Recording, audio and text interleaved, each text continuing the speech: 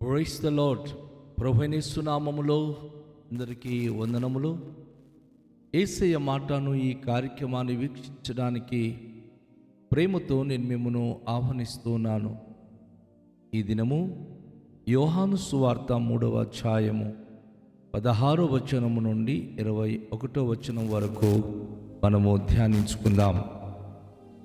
దేవుడు లోకమును ఎంతో ప్రేమించెను కాగా ఆయన తన ద్వితీయ కుమారునిగా పుట్టిన వాని యందు విశ్వాసముంచు ప్రతి వాడును నశింపక నిత్యజీవం పొందినట్లు ఆయనను అనుగ్రహించెను.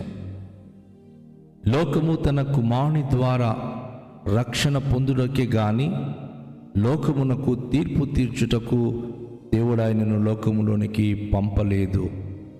ఆయన యందు విశ్వాసముంచు వానికి తీర్పు తీర్చబడదు.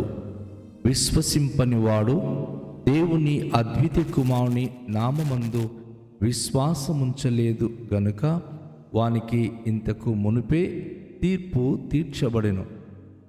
ఆ తీర్పు ఇదే: వెలుగు లోకములోనికి వచ్చెను గాని తమ క్రియలు చెడ్డవైనందున మనుషులు వెలుగును ప్రేమింపక చీకటినే ప్రేమించిరి. దుష్కార్యము చేయు ప్రతివాడు వెలుగును ద్వేషించును, తన క్రియలు దుష్క్రియలుగా కనబడకుండానట్లు వెలుగునొద్దకు రాడు. సత్యవర్తనుడైతే తన క్రియలు దేవుని మూలంగా చేయబడి ఉన్నవని ప్రత్యక్షపరచబడినట్లు వెలుగునొద్దకు వచ్చును. ప్రియమైన దేవుని యొక్క బిడ్డలారా, ఈ ఉదయకాలములో ప్రభువైన యేసుక్రీస్తు వారు శ్రేష్టమైన మాటను మనకు తెలియచేస్తూ ఉన్నారు. వాస్తవానికి దేవుని యొక్క ప్రేమ లోకంలో ఉన్న మన పట్ల ఎంత అపారమో, ఎంత ఉన్నతమో ఈ వచనాలలో మనం చూస్తూ ఉన్నాం. ఆయన నిర్మించిన మానవులను ఆయన రక్షించాలని, వారు నశించిపోయి వారు నరకానికి వెళ్ళిపోకుండా ప్రతి ఒక్కరూ తన అద్వితీయ కుమారుడైన యేసు ప్రభు నామమందు విశ్వాసముంచి పరలోక రాజ్యానికి చేరాలన్నదే దైవ సంకల్పం. అందుకే దేవుడు లోకములో ఉన్న మనలను ప్రేమించి తన అద్వితీయ కుమారుడుగా పుట్టిన ప్రభువైన యేసుక్రీస్తునందు విశ్వాసముంచిన వారికి నిత్యజీవం పొందినట్లుగా ఆయనను అనుగ్రహించాడు. మనుషులు దేవుని ప్రేమిస్తే వారి జీవితానికి ఎంతో ఆశీర్వాదం. కానీ దేవునికి కాక లోకాన్ని ప్రేమించి లోక ఆశల వెంట పోయి నశించిపోతున్నారు. లోకాన్ని ప్రేమించే ప్రతి మనిషి ఎక్కడో తన జీవితము అంతము చేసుకుంటున్నాడు. ధనాన్ని ప్రేమించేవాడు అది పోగొట్టుకున్నప్పుడు తనకు ఎంతో గుండె గాబరపడి స్ట్రోక్ వచ్చి చనిపోతున్నాడు. అనేకమైన మాదక పదార్థాలు ప్రేమించిన వాడు వాటి వల్లనే చనిపోతున్నాడు. లోకాన్ని ప్రేమించే ప్రతి వ్యక్తికి మరణము తథ్యము. అయితే దేవుని ప్రేమించు వారికి నిత్య జీవము కలుగును. దేవుని ప్రేమించేటటువంటి వ్యక్తులకు దేవుడు నిత్యము జీవించినట్లుగా ఆయన తన అద్భుత దీవెన అనుగ్రహిస్తున్నాడు. అందుకుగాను ప్రభువైన యేసుక్రీస్తును లోకములోనికి ఆయన పంపించాడు. ఆయన ఉద్దేశం ఏంటంటే లోకము తన కుమారుని ద్వారా రక్షణ పొందాలి, తీర్పు తీర్చబడకూడదు.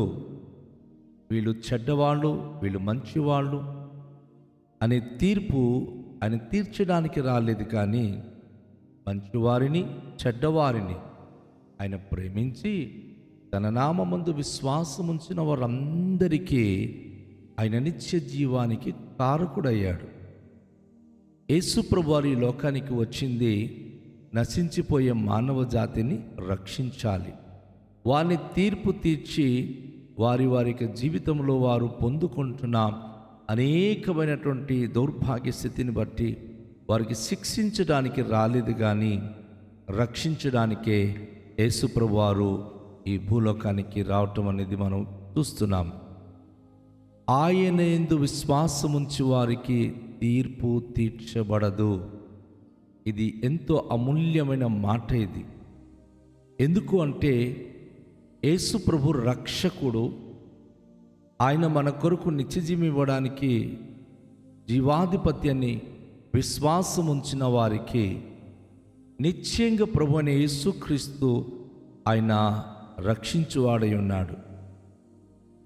విశ్వాసం ఉంచిన వారికి ఎలాంటి తీర్పు ఉండదు. వారి పాపములు ఆయనే క్షమిస్తున్నాడు, వారి దోషాన్ని నివృత్తి చేస్తున్నాడు. కనుక ప్రభువును అంగీకరించినప్పటి నుండి వారి యొక్క సమస్తమును ఆయన క్షమించి వారికి తీర్పులోనికి కాక వారి జీవితాలు దేవుని యొక్క ఆశీర్వాదం వైపు నడిపించడం జరుగుతుంది. విశ్వసింపని వాడు దేవుని అద్వితీయ కుమారుని నామమందు విశ్వాసం ఉంచలేదు కనుక వానికి ఇంతకు ముందే తీర్పు తీర్చబడెను. అద్భుతమైన విషయం ఇది. చాలామంది తెలుసుకోవాలి. యేసు ప్రభును నమ్మని వారికి, విశ్వసించని వారికి ఇంతకు ముందే తీర్పు తీర్చబడింది. కారణం ఏంటంటే వారు ప్రభువును నమ్మడానికి యోగ్యులైన వారు కారు. వారు యేసు ప్రభు కంటే ఈ లోకానికి, లోకంలో ఉన్న వాటికి వారు ప్రాముఖ్యతనిచ్చి దైవ ప్రేమ నుంచి వైతొలగిపోయిన వారు. కనుక ప్రభు అంటున్నారు, ఆ తీర్పు ఇదే. వెలుగు లోకంలోనికి వచ్చును గాని తమ క్రియలు చెడ్డవైనందున మనుషులు వెలుగును ప్రేమింపక చీకటిని ప్రేమించిరి. వెలుగు అనగా ప్రభు అయిన యేసుక్రీస్తు వారు. ఈరోజు యేసు ప్రభు వారి దగ్గరికి వచ్చిన వారు వెలుగు సంబంధులు. యేసు ప్రభును అంగీకరించని వారు చీకటి సంబంధులు. అందుకే ఈరోజు చీకటి సంబంధులు వారు ఉదయ సాయంకాలము దీపారాధన చేసి ఆ దేవుని దగ్గర దీపాలు పెడతా ఉంటారు. కానీ యేసు ప్రభు వారు అంటున్నారు, లోకమునకు నేను వెలుగు, నన్ను వెంబడించిన వాడు చీకటి నడవడు. మనం కళ్ళు మూసి ప్రార్థన ఎందుకు చేస్తామంటే శూన్యములో ఆయన ఈ విశ్వ బ్రహ్మాండాన్ని సృష్టించి మన చీకటిమై మన బ్రతుకునకు తన వెలుగు దీపముతో నింపువాడై ఉన్నాడు. మన కష్టాలు, మన బాధలు తీర్చి మన జీవితానికి తీర్పులోనికి కాక తన ఆశీర్వాదం వైపు నడిపించువాడై ఉన్నాడు. సో ఈ వచనాల్లో మనం గమనిస్తున్నాం, దుష్కార్యములు చేయి ప్రతివాడు వెలుగును ద్వేషించును, తన క్రియలు దుష్క్రియలుగా కనబడుకున్నట్లు వెలుగునొద్దకు ఆయన రాడు.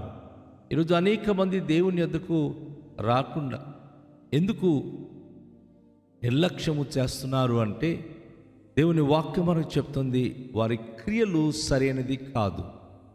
యేసు ప్రభును నమ్మినప్పుడు అబద్ధమాడకూడదు, దొంగతనము చేయకూడదు, మోసము చేయకూడదు, లంచము తీసుకొనకూడదు, తోటి వారికి ప్రేమించాలి, తోటి వారికి సహాయపడాలి. సత్క్రియలు దుష్క్రియలన్నీ రెండు ఉన్నాయి కదా. దేవుని యొద్దకు వచ్చిన వారు సత్క్రియలు చేయాలి.